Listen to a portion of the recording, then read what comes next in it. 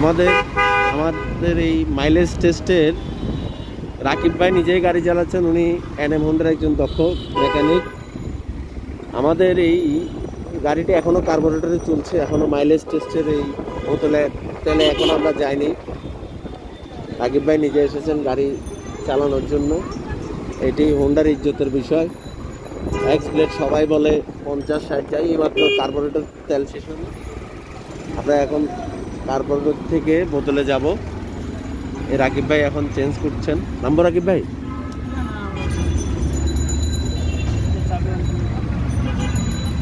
এই যে দেখেন এখন কনভার্ট করা হলো।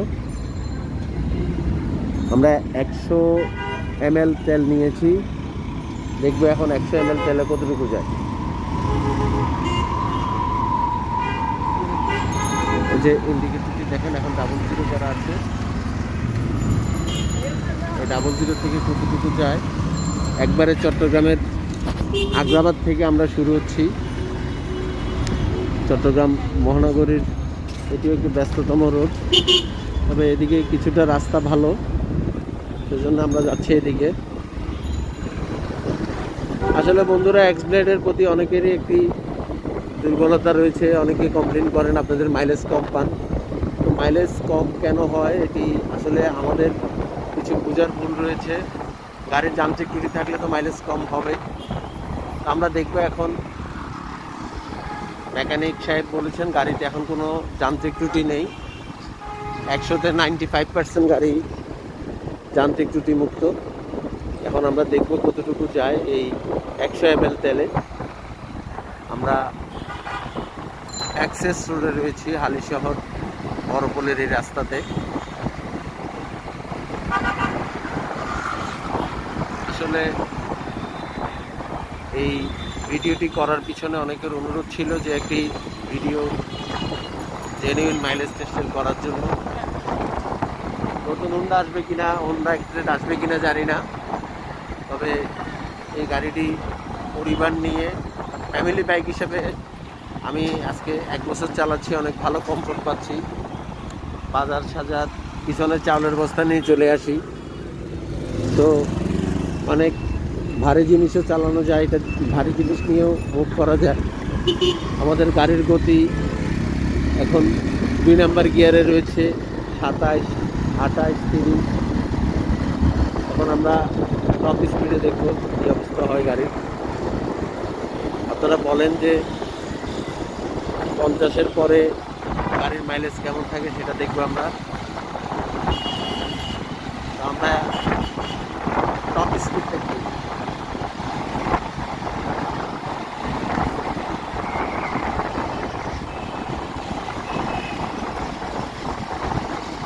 যত গতি তত ক্ষতি, আপনারা একটু দেখার প্রয়োজন রয়েছে।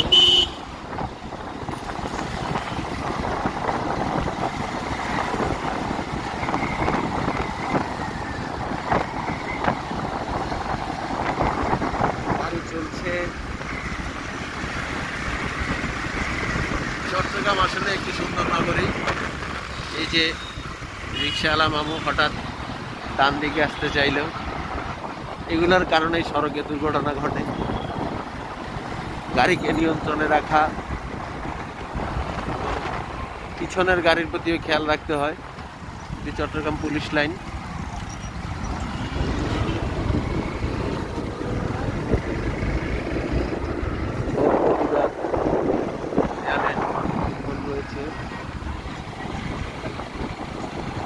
দেখা যাক, এখন পর্যন্ত 2 কিলোমিটারের কাছাকাছি আমরা।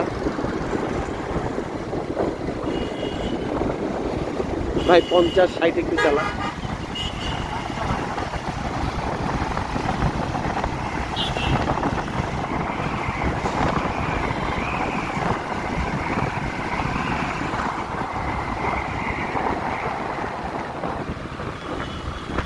আবারও সেই স্পিড ব্রেকার।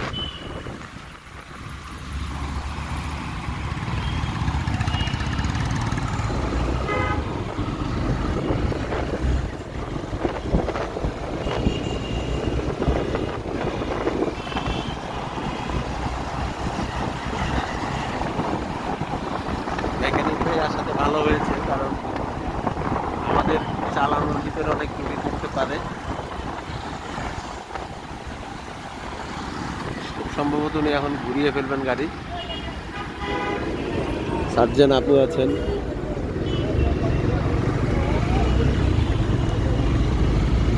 দুই দশমিক দুই।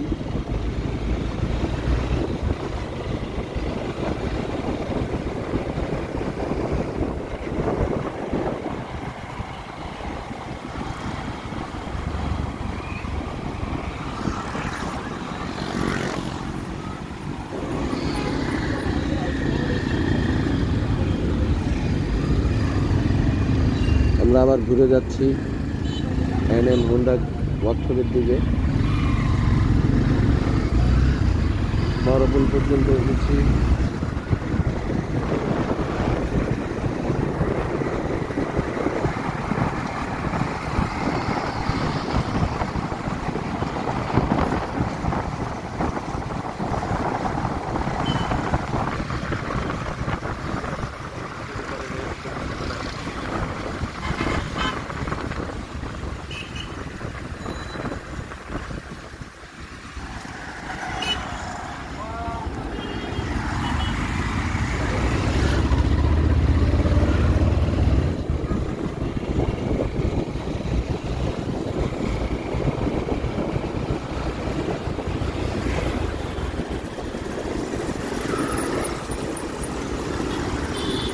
সবাই রিভিউ দেন, কেউ 55, কেউ 52, কেউ 59।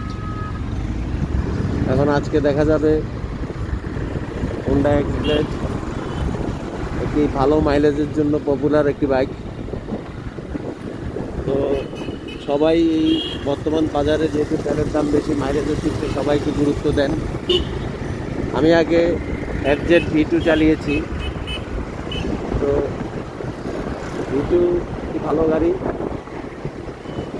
FI ইঞ্জিনের গাড়ি। তো এক্সব্লেডও খারাপ না, কিন্তু V2-র মজাটাই আলাদা। এক্সব্লেডের মজাটাও এক্সব্লেডের মতো। আমরা দেখি এখন পর্যন্ত আমাদের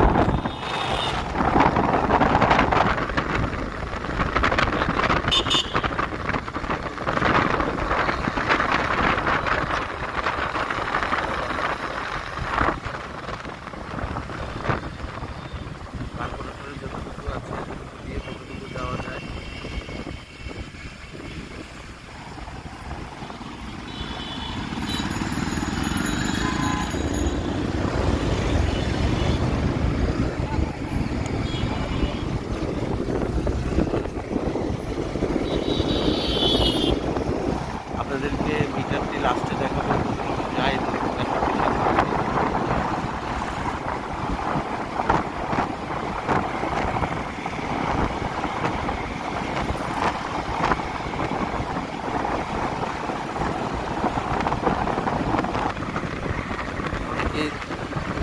হোন্ডা কোম্পানিকে খুশি করার জন্য মাইলেজ দিয়ে থাকেন। এটি 100% জেনুইন একটি মাইলেজ টেস্ট।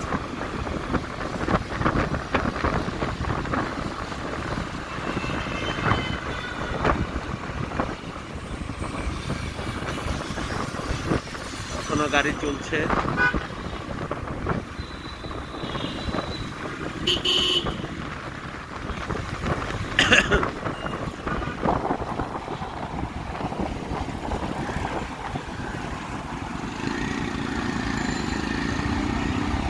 গাড়ি কিন্তু স্টার্টে রয়েছে এখনো, খুব সম্ভবত স্টার্ট ফিনিশ। দর্শক, আমরা আপনাদেরকে দেখাতে চাই 4.3, অর্থাৎ এখনো আছে, এখনো উনি বলছেন পাইপে তেল আছে। আমরা দেখি, গাড়ি কিন্তু উনি ঘোরাননি এখনো। এখন আমরা বোতলে তেল দিয়ে চলছি। 4.3 পর্যন্ত গিয়েছে। 4, অর্থাৎ উনি যেহেতু হোন্ডায় জব করেন, ওনার কাছে বিষয়টি গুরুত্বপূর্ণ। যাই এটির স্পেয়ার পার্টসের বিষয়টি। জেনুইন স্পেয়ার পার্টসের আলাদা একটি লংজারভিটি রয়েছে। জেনুইন স্পেয়ার পার্টস কি বলেন, বাজারের স্পেয়ার পার্টস এবং জেনুইন স্পেয়ার পার্টসের ভিতরে আপনাদের স্পেয়ার পার্টসের পার্থক্য আছে না ভাই?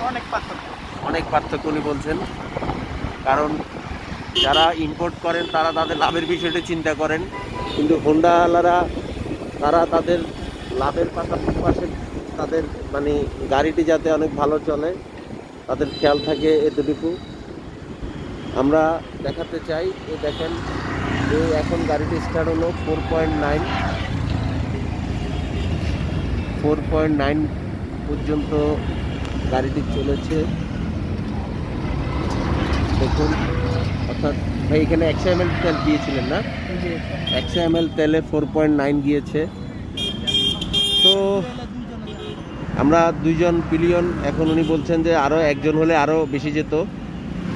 তো দর্শক, 4.9 মানে 1 লিটার তেলে 49 আমরা পেয়েছি।